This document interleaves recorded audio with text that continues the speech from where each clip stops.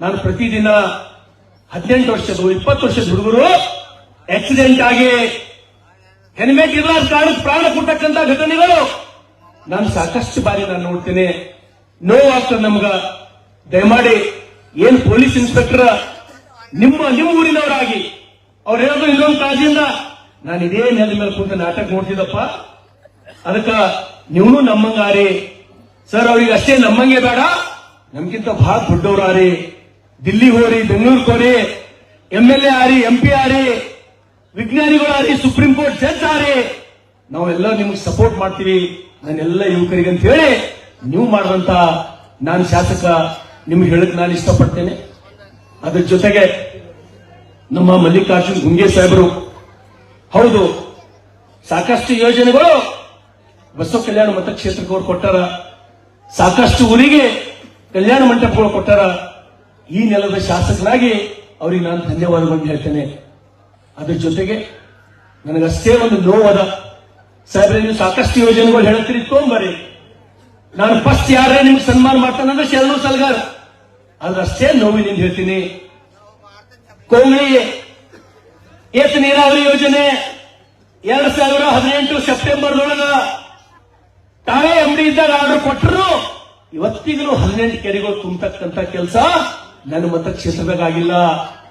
ನನಗೆ ಯಾಕೆ ನೋವಂದ್ರೆ ಯಾರೋ ಇದ್ರು ಆದ್ರೆ ನನಗೇನು ಬೇಜಾರಿಲ್ಲ. ಆ ಮಣ್ಣಿನ ಮಗ ನೀವಿದ್ದು ಒಂದು ಕೆರೆಗೆ ನೀರು ತುಂಬಿಲ್ಲ. ಸೆಷನ್ದೊಳಗೆ ನಿಂತು ಒಂದೇ ಸಲ ಓಡಾಡಿನಿ.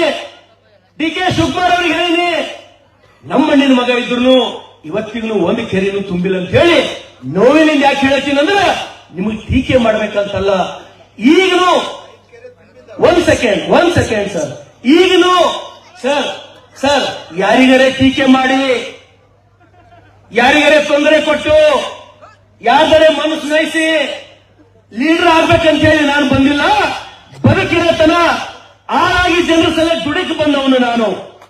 ಇವತ್ತಿಗೂ ನನ್ನ ಮತಕ್ಷೇತ್ರದೊಳಗ 10/8 ನನಗೊಂದು ಕೊಲ್ಲಿ ಇಲ್ಲ, 70 ಹೋಗಿ ಜಾಗ ಇಲ್ಲ ನನಗೆ. ಯಾರೋ ಒಬ್ಬರು ನೇತಾ ಆದವರು ಬಂದು ಓಪನ್ ಚಾಲೆಂಜ್ ಮಾತ್ರ ಮಾಡಬೇಕು, 1 ಲಕ್ಷ ರೂಪಾಯಿ ಆಸ್ತಿ ನನಗೆ ತೋರಿಸಬೇಕು, ಹೇಳಿ ಮೈದಾನ ನನ್ನ ಗಲ್ಲಿಗೇರಿಸಬೇಕು. ಅಂತವ್ರು ಯಾರು ಎದುರ್ತಾರೆ? ಜನರ ಸಲ ದುಡಿಯೋರು. ನನಗೆ ಗೊತ್ತದ, ನಾನು ಪೂರ್ಣ ಯಾರ್ದು ಬಿಚ್ಚಿ ಹೇಳಕ್ ಹೋಗಲ್ಲ. ಯಾರು ಟಿಕೆಟ್ ಟಿಪ್ಪಣಿ ಮಾಡ್ತಕ್ಕಂತ ಅವಶ್ಯಕತೆ ಶರಣು ಸಲಗರಿಗಿಲ್ಲ. ಯಾರ ಆಸ್ತಿ ಬೆಳೆಯುವ 7,000 ಕೋಟಿ ಇಲ್ಲ, 50 ಲಕ್ಷ ಕೋಟಿ ಆಸ್ತಿ ನನಗೆ ಗೊತ್ತದ. ಸಾಕ್ಷಿ ಸಮೇತ ತರ್ತೀನಿ ನಾನು. ನನ್ನ 1 ಲಕ್ಷ ರೂಪಾಯಿ ಆಸ್ತಿ ಸಾಕ್ಷಿ ಸಮೇತ ತೊಂಬರ್ರಿ.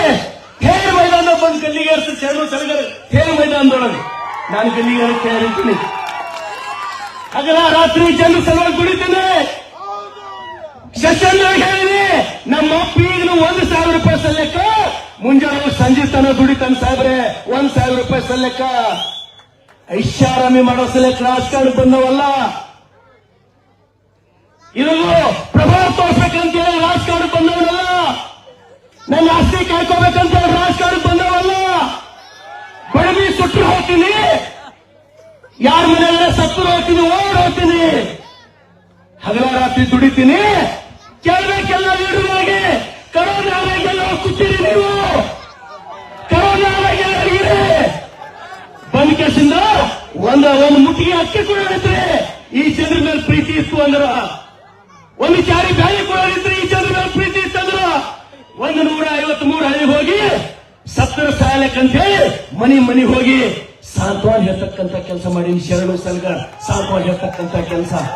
ಅದಕ್ಕೆ ಈ ಜನರಿಗೆ ದೇವರ ಕರೆದ್ರೆ ಶರಣು ಸಲಗರ ಗುಡ್ಡದ ಮೇಲೆ ಪರಮೇಶ್ವರ ದೇವರಲ್ಲ, ನೀವೆಲ್ಲರೂ ದೇವ್ರ ನನ್ನ ಪಾಲಿಗೆ, ನೀವೆಲ್ಲರೂ ದೇವ್ರ ನನ್ನ ಪಾಲಿಗೆ.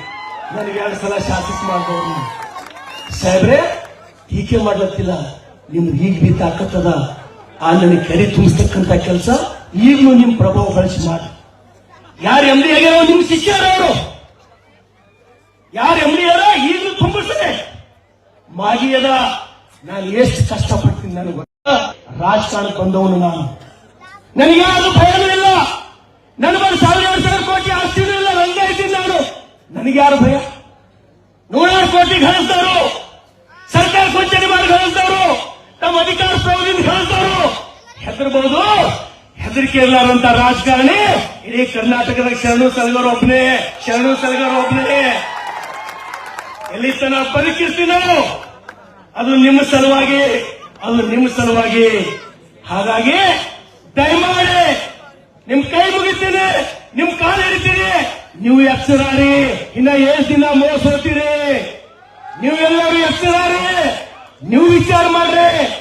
ಯಾಕಂದ್ರ ನನಗ್ ಬಡತನದ ಅನುಭವ, ನನಗ್ ಪ್ರತಿಯೊಂದು ಅನುಭವನ ಬಹುತೇಕ ಪ್ರತಿಯೊಂದು ನಿಮ್ಗೆ ಹೇಳ್ಕೊತ ಹೋಗೋದು ನೀವೇನಂತೀರಂದ್ರೆ, ಯಪ್ಪ ಆ ನಾಟಕ ಬೇಡ, ನೀವೇ ಅರ್ಧ ಗಂಟೆ ಮಾತಾಡಂತ ಹೇಳ್ತೀನಿ. ನೀವೇ ಅರ್ಧ ಗಂಟೆ ನಾನು ಮಾತಾಡಕ್ ಹೋಗಲ್ಲ. ನನಗೆ ಗೊತ್ತದ, ಕೆಲಸ ಮಾಡಿ ತೋರಿಸ್ತೀನಿ, ನಾನು ದುಡ್ಡು ತೋರಿಸ್ತೀನಿ. ಹಾಗಾಗಿ ಪರಮ ಪೂಜ್ಯರಾದಂತಹ ಹಾರ್ಕೂಡ್ ಚೆನ್ನವೀರ ಶಿವಾಚಾರ್ಯರು, ಜಯಶಾಂತಲಿಂಗೇಶ್ವರ ಮಹಾಸ್ವಾಮಿಗಳ ಆಶೀರ್ವಾದ ಎಲ್ಲಕ್ಕಿಂತ ಮಿಗಿಲಾಗಿ